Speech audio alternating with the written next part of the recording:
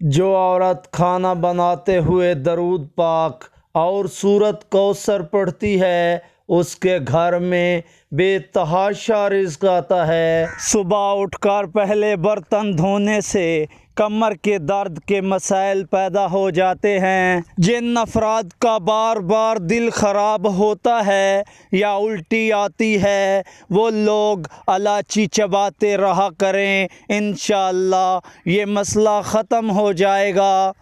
محترم ناظرین، اگر تم چاہتے ہو کہ بوڑھے ہو جائیں مگر طاقت کم نہ ہو تو مٹی کے برتن کا استعمال کرو۔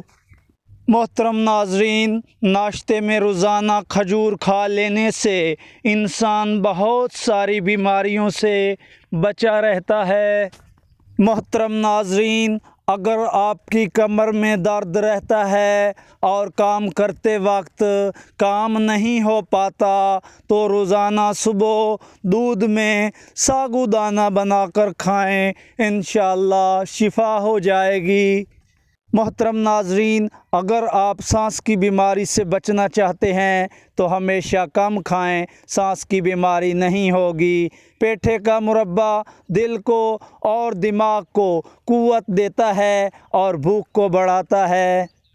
محترم پیارے دوستو، انار دانہ روزانہ استعمال کرنے سے بھوک بڑھ جاتی ہے۔ کھیرا کھانے سے پیاس کی شدت میں کمی آتی ہے۔ محترم ناظرین، بد ہضمی ہو جانے کی صورت میں دودھ مت پئیں ورنہ الٹیاں آئیں گی۔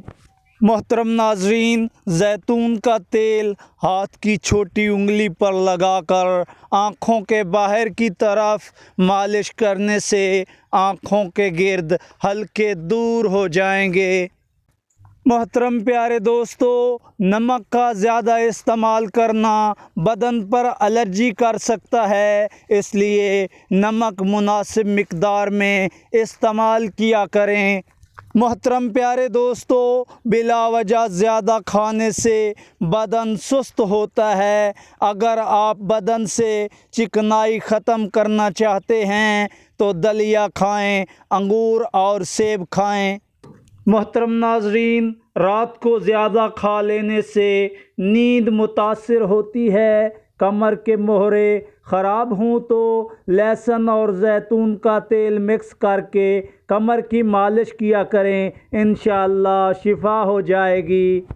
محترم ناظرین، جن کا معدہ خراب رہتا ہے ایسے افراد انگور زیادہ استعمال کیا کریں، معدہ بالکل ٹھیک ہو جائے گا۔